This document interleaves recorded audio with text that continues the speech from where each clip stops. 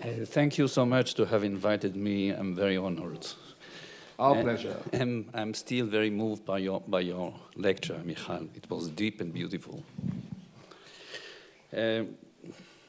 I'm an artist, an active artist. Therefore, I shall take the liberty to speak with associations, free associations, and to be not so accurate and not objective. This lecture is a kind of a manifesto, let's say. It's always very difficult to speak about art to a community of scientists. A dialogue between a scientist and an artist seems to me always more like two parallel monologues than a real dialogue. And maybe it has to be that way. This is due to the huge gap that exists between the language of science and the language of art. And this gap stems from the fact that the language of science includes just one word more than the language of art, the word no. The language of science can function only if I can define objects. If I can say, this is a table, this is not a table. The everyday language, the language I speak to you now, is also based upon the understanding of the word no. It is interesting to note that the invention of language in the book of Genesis comes just after the prohibition against eating the fruits from the tree of life. Only when Adam understands the word no can he name the animals. But art ignores the word no. Many years ago, I painted my children under a big palm tree. And my 3-year-old son said at the time, "This is my sister, this is me, and that tree is our father." He understood that in art, as in dreams, a tree is not only a tree, but might undergo many metamorphoses. The language of art, like the dreams, functions through associations. For instance, the etching of Rembrandt, you know, of the trees, you know, in beautiful light, reminds immediately the other etching representing the three crosses, and also a self-portrait by Rembrandt, because it looks like a head, you know.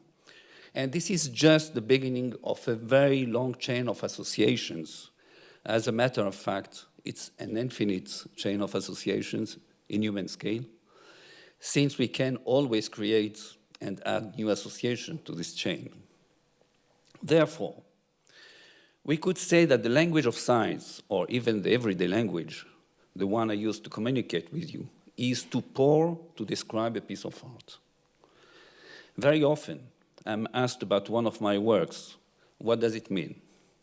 That question implies another one, what it does not mean. Therefore, I always answer everything. The language of art is not the everyday language ornamented by some kind of beauty. It is not a yes and no language, well designed. It is another kind of language. It would take an infinite number of sentences of our yes and no language to describe just one artistic sentence, and then an infinite amount of time. This is the reason why we can read a poem again and again, but we only need to read an article once. This is the reason why the best way to describe a piece of art would be by another piece of art. How does the artist do that? I shall use an image taken from the world of mathematics. The first line of set theory is, we define a set in an intuitive way as a collection of objects. Or, in other words, we define a set as a set. The first term would belong to the mathematical language, the second to the world, or at least to the everyday language where objects of the world are perfectly defined. With this with this magic trick, the mathematician crosses the mirror into a world of yes or no, a world where time has no meaning. He can't do that since the term of a collection of objects seems intuitively obvious. The painter also defines a collection of objects. Think of a still life of Cézanne, a couple of apples on a table. He also, like the mathematician says, a collection of objects is a collection of objects, but he goes exactly the opposite way. He transforms something that seems obvious and with no ambivalence into a powerful object of language, so charged with signification, so rich with interpretations, that it stops being obvious at all. The other conclusion I can make from this concerns history and the notion of progress. From my point of view, which is that of a modernist artist, we will see later that the word modernist might create some confusion since its meaning is very different to how it sounds. So from my point of view, history of art is very different than the history of natural sciences. So is the concept of progress. History of science is built up with strata, with layers.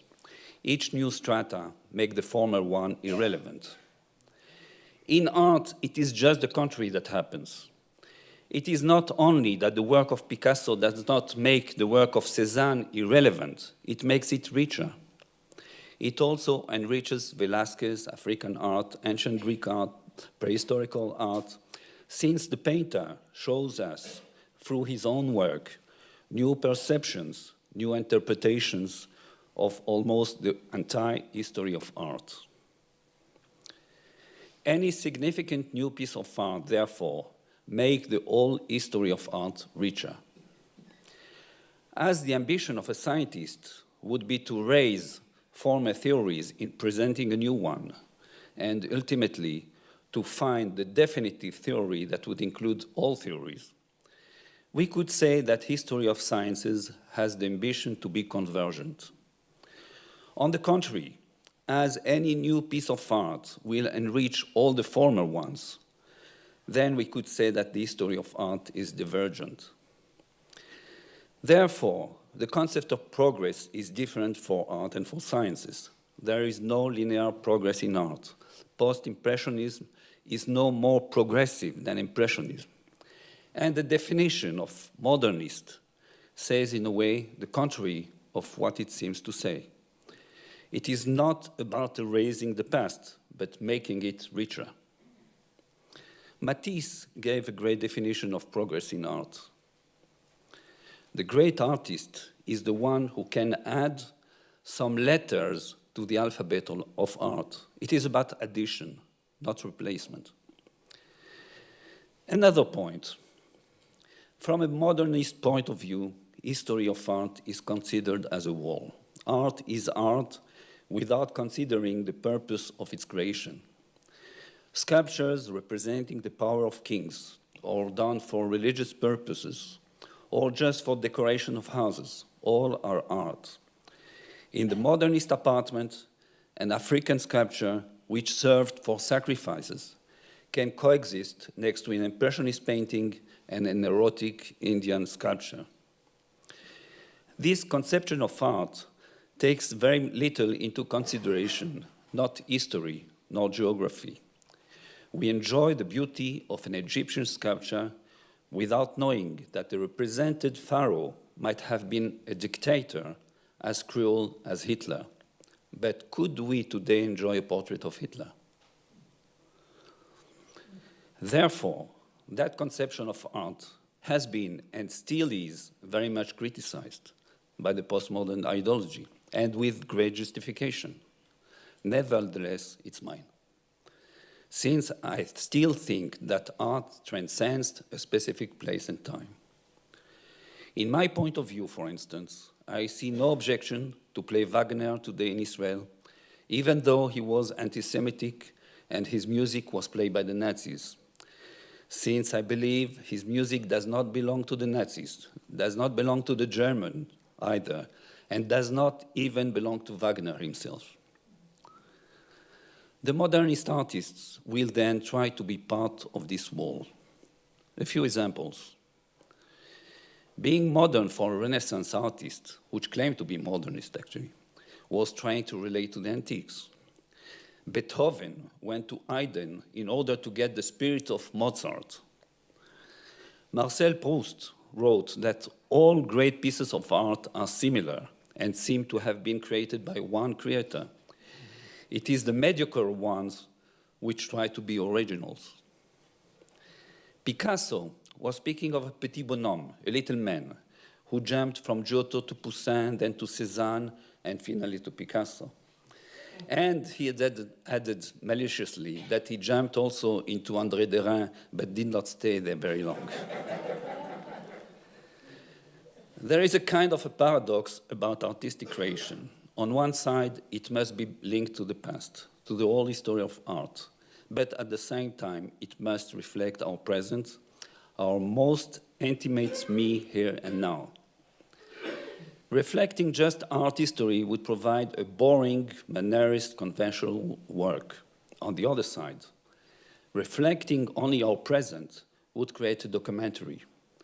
And no matter how a documentary can be strong and moving, it would just be repeated again and again in the same way, while Hamlet, for instance, would be played in different way at each time. To my opinion, a perfect communion between past and present is required to the artist as it is required to the spectator as well. There is a magic point where this most intimate me here and now meets this ancestral petit bonhomme. This is where art begins. Some remark about this most intimate me. It is not about common biography. The strongest events of my life, like love affairs, the birth of my children, the war, the loss of my loved one, had no direct, immediate influence on my work. That most intimate me here and now is for me kind of a rosebud, referring to that movie of Orson Welles. And it would be a mistake to be willing to interpret a piece of art using the superficial biography of the artist.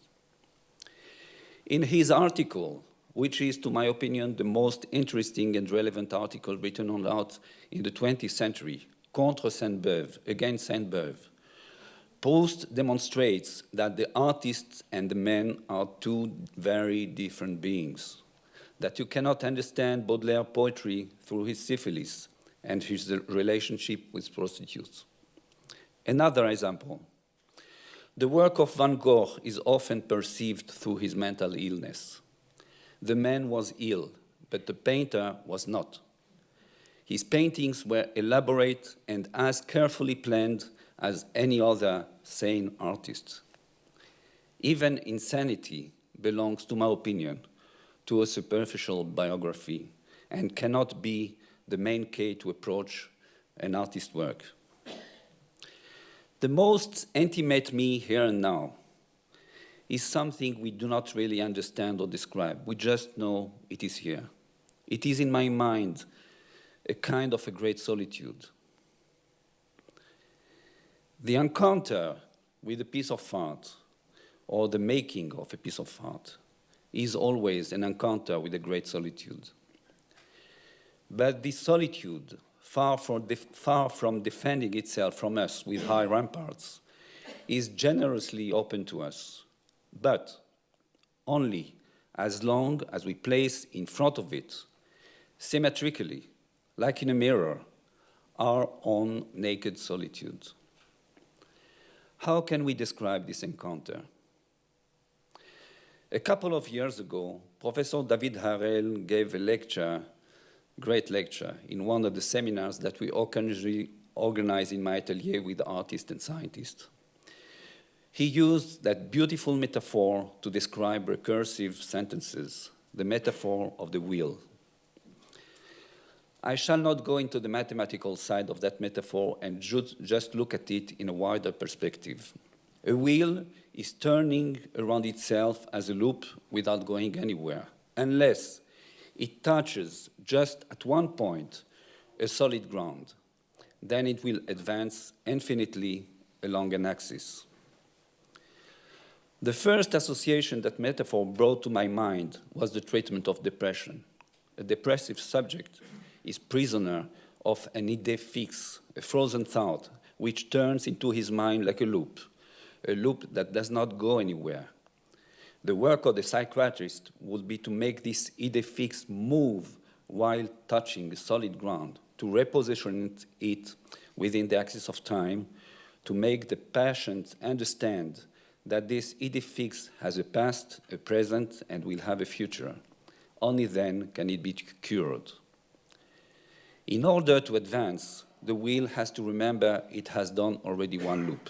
Then the second loop will not be a pure repetition of the first, but will take into consideration the lesson of the former.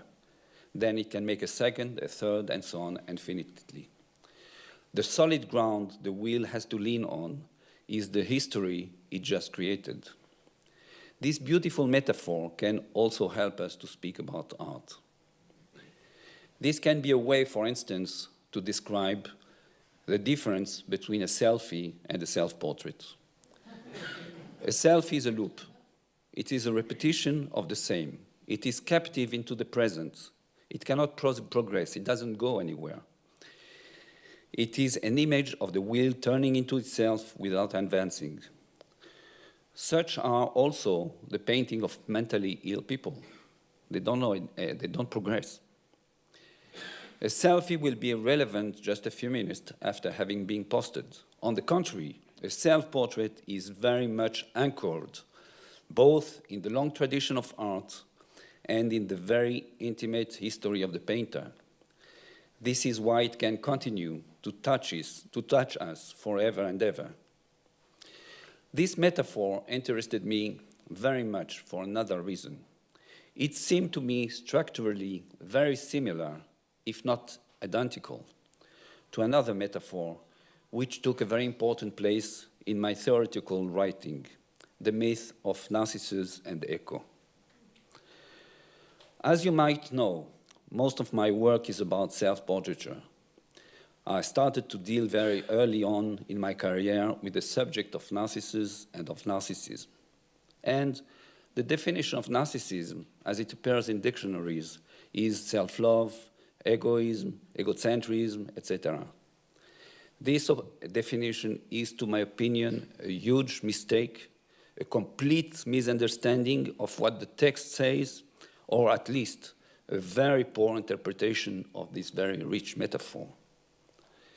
It cannot be self-love for the very simple reason that at no point of the story is Narcissus aware that what he sees in the water is his image. He is convinced that he sees someone else, that he sees a stranger. He falls in love with a stranger. Moreover, this myth is the one of Narcissus and of Echo. And surprisingly, Echo was erased out of it. They both are echoes, visual and auditory. Time is too short for analyzing the complexity of this myth. In brief, to my opinion, it is a metaphor about the loss of language and about the loss of identity. Narcissus is not able to distinguish between the reality and the image of reality, between reality and its sign, between the referent and its sign. Echo is condemned to repeat a sign without any relationship to referent. The impossibility of love between the two is just the result of the impossibility to communicate. Like with the metaphor of the wheel, Narcissus is prisoner of a timeless loop that turns into itself, while Echo could have provided the repetitive bit that would have made this loop go somewhere. The story of Narcissus and Echo is, to me, about loss of identity, loss of language. The language, then, would belong to the poet who tells the story, who is able to unify Narcissus and Echo in his story. To me, there is no art without the union of the narcissist discipline of introspection and of that certitude of being the echo of some ancestral language. Today, more than ever, in a world which cannot unify Narcissus and echo, a world of selfies and copy-paste, of the loss of language and loss of identity, art is an activity of vital necessity as well as a strong political statement.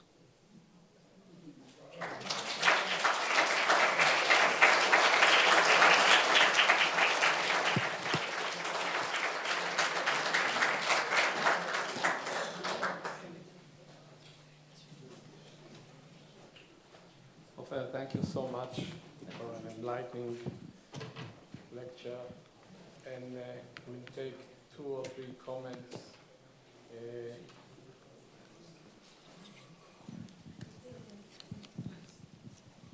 Ofer, any chance that you can show us a few images of your work? Oh, come on.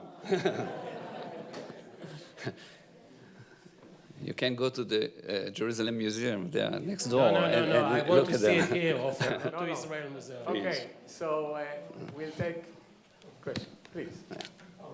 No one else. You have a question.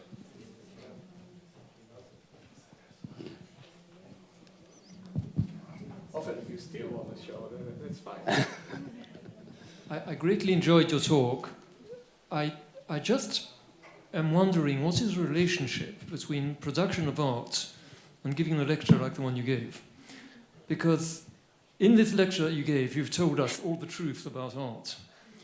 And yet you're saying that art is not a bunch of truth. So, I believe, Menachem Brinker said once that you cannot say anything about art. You can say what is not art. I think that's what I did today.